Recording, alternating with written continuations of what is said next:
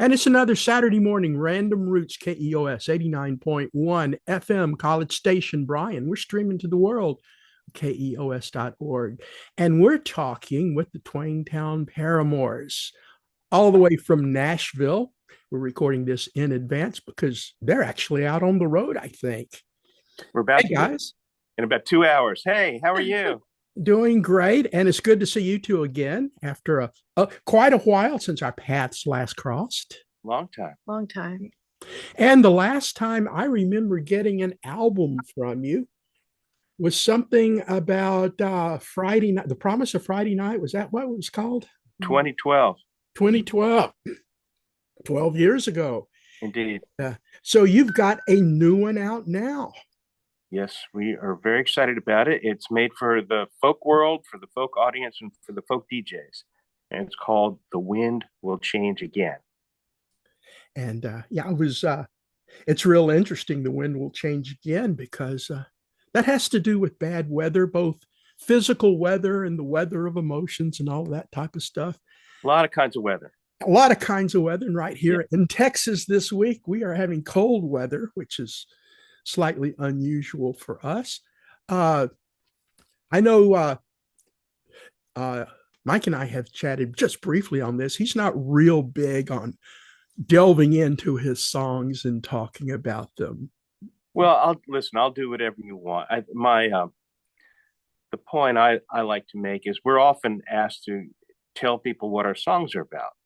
And I feel that if I do that, I'm gypping the audience. Mm-hmm. Because I think a really good song, if I or another songwriter has done his or her job, then the audience, the listener, has to complete that song. And if I give you the backstory of every little detail, then that's going to color the song for the listener. Mm-hmm. And anybody who listens to anything is going to have their own preconceived notions. And if I start sending them down a different path, then they're not going to follow their own little path. And I don't want to do that. Now, it's interesting you mentioned this. One of my big complaints, and we're going to go back in time to maybe the 70s, was MTV and music videos. I remember as a kid growing up listening in the 60s, listening to AM radio, and I heard a song, I created the own music video in my head. And then all of a sudden in the 70s, they're telling me what I should be thinking in my head. And I think that's exactly my point. Video killed the radio star. That's right. Yes, exactly. Yeah. Buggles. Never can have enough buggles. So I wanted to start off, we'll listen to the title cut, The Wind Will Change Again. How did the idea hit you? Did you wake up in the middle of the night or what? Well, I don't know, it was middle of the night or middle of the day, but we were on tour. We spent a lot of time in Vermont last year touring. We play a lot in the Northeast, and the weather was really bad. We were there in the winter and we were there in the summer. And in the summer, we had gigs canceled because, rivers were rising, houses were blown, towns were getting destroyed, literally. By floods. And so we were lucky. We only had 2 gigs canceled because of that. And then in the winter, it snowed. How much was it? We were there for like 3 weeks, and 2 of the weekends, each weekend, it snowed 24 inches. And we got, it was a lot of snow. Thankfully, we were up on a mountain near a ski resort, so it got cleared pretty quickly. But we actually ended up postponing when we were going to leave because of all the snow. And we're here with the Twangtown Paramours. They have a brand new album out called The Wind Will Change Again.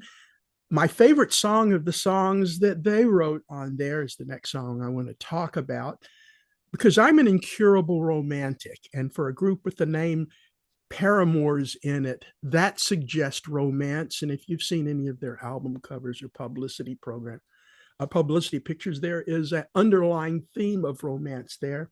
And so you end up with a song like A Room in Bordeaux. Maybe not necessarily doesn't necessarily start off the most romantic song in the world, but there is just romance all around it. Right. It feels romantic because it's French. It's French, yes. The whole thing smells like France. I don't know if that's good or bad, but I wrote that with Fred Kohler. You know who Fred is? Fred, I met Fred Kohler the first time in 1970, something or the other. Jim Mhm. Ritchie told me that in Nashville, Fred Kohler was a song fixer. If you had a broken song, you could bring it to him, and he could tell you exactly what was wrong with it. And after that, I had a chance to meet him about the time he was doing Little Green Buttons and a couple of things like that. Yeah. Well, fixing is one of the things he does. Another thing he does is he is the owner of this great bookstore called Rhino Booksellers. If you ever come to Nashville, that is the bookstore. We get lost in there. We just can never leave when we go there. Um, and Fred co-wrote what was the tune he wrote with John Prine? Let's Talk Dirty in Hawaiian. Yes, yes. Right. He wrote a lot with Shel Silverstein. He wrote something for the Jeff Healey band called Angel Eyes. Angel Eyes. And he and I, so this particular song is basically, it's about this guy that Fred knew who ran away from home and moved to France. And I don't know, the rest is sort of in the song, but Yes, it is. yeah, And I've often thought, sometimes when you're a little boy, you think, I want to run away and join the circus. I always thought I'd like to run away and live in the south of France, but that's the yeah, romantic in me. There you go. much better idea than the circus. I And think so. Fred always says that you should have on a beret and, have someone like a pretend cigarette, not a real one, Mhm. before you listen to the song to put you in the mood. Okay. I've got some nice French wines in here. Maybe that'll work. There you go. Put on a beret and drink some wine. I like that better. Okay.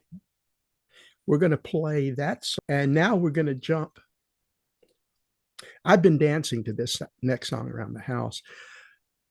Here with the Twangtown Paramours, let's talk about one of my favorite songs from 1964, from one of my favorite pretend bands of 1964, The Wonders and That Thing You Do. Why did you decide to do that? It's a wonderful version here, but why did we love We the song. love it. It's one of our favorite songs like ever. We love this song. Right. We love it. That's why we decided to do it.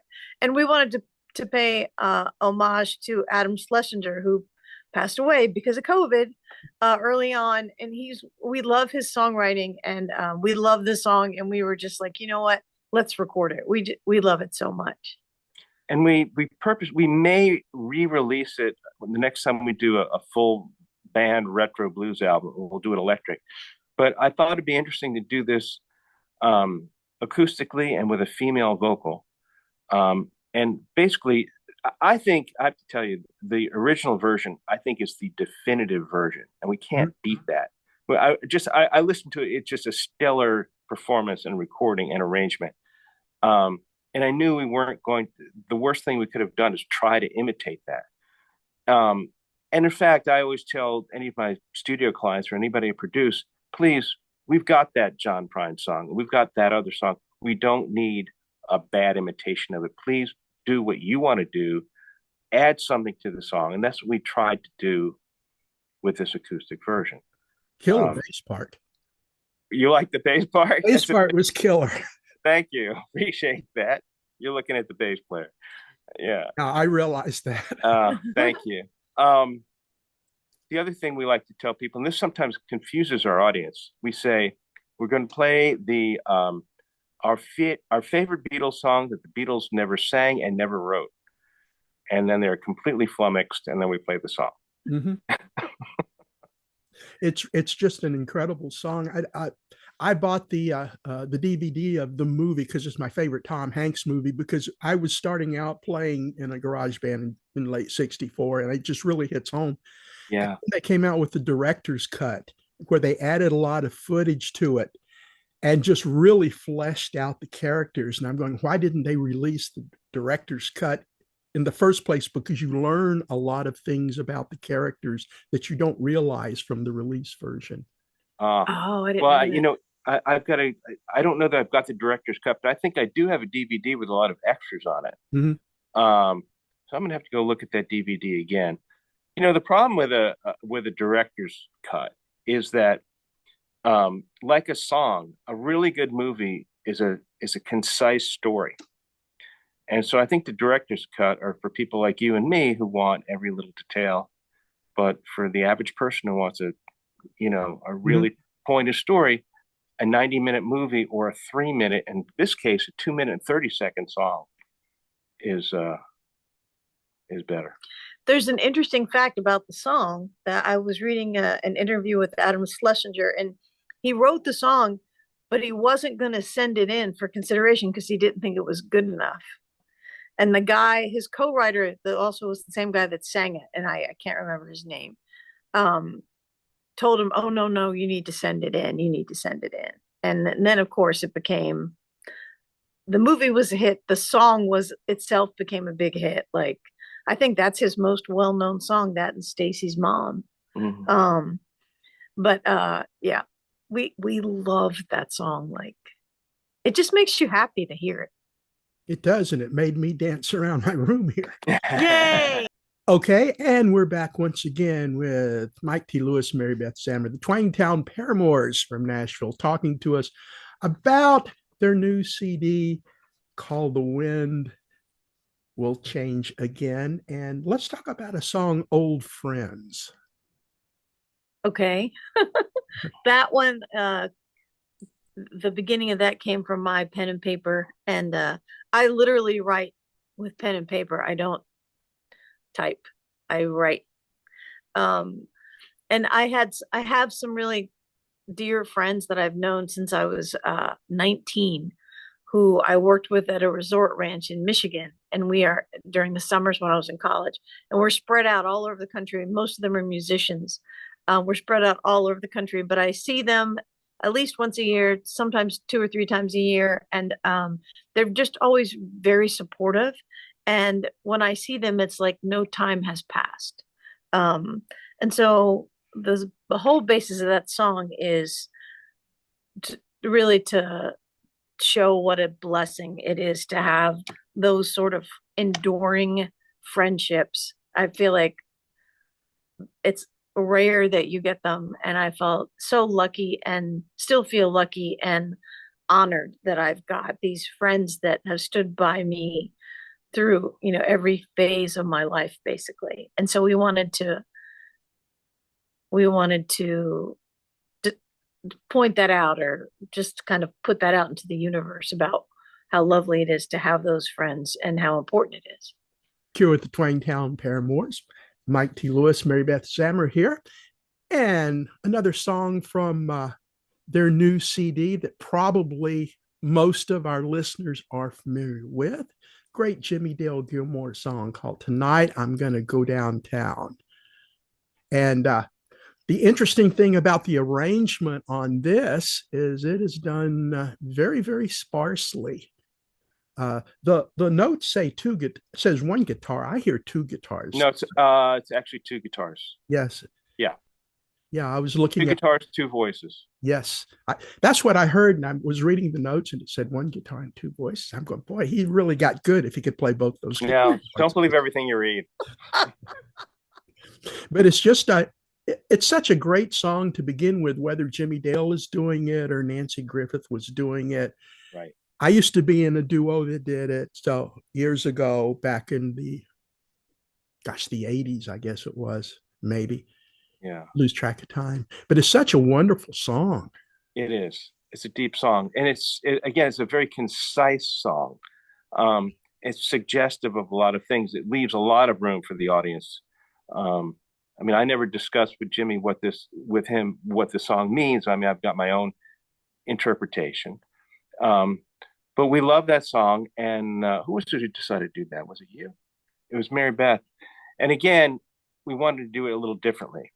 And Jimmy's version is a full band thing, and it sounds, I love that version. It's Jimmy. So we thought, well, what did Jimmy not do? Well, he didn't do a female vocal. Which it kind of obvious reason. Yes. Yeah. He can't do that. And then Mary Beth's interpretation was to slow it down, and I wanted to make it more reflective because that's how I heard it, mm-hmm. from a female perspective. Right. And so the other interesting thing about that song is when Mike and I first started dating, he had taken Jimmy's songwriting class and was friends with Jimmy for years when we met. And I didn't know who he was. I'd never heard of him. And so the very first time he invited me to his house, he played me a bunch of music. And the very first song that he played was this song, Tonight I Think I'm Gonna Go Downtown. And I fell in love with the song. Like when I was standing up when I listened to it, and I literally had to sit down because I was like, man, this is a song. And I from that moment had really wanted to sing it. This is when we first started dating. He knew I sang, but there was no music involved when we first started dating. And so this was also kind of a dream come true for me to be able to record that song that I'd had in my heart for so many years. And I was real happy that we got to put it on the record. And Jimmy seems to like the version a lot, so that makes us feel good. We played it for him first, live. Oh yeah.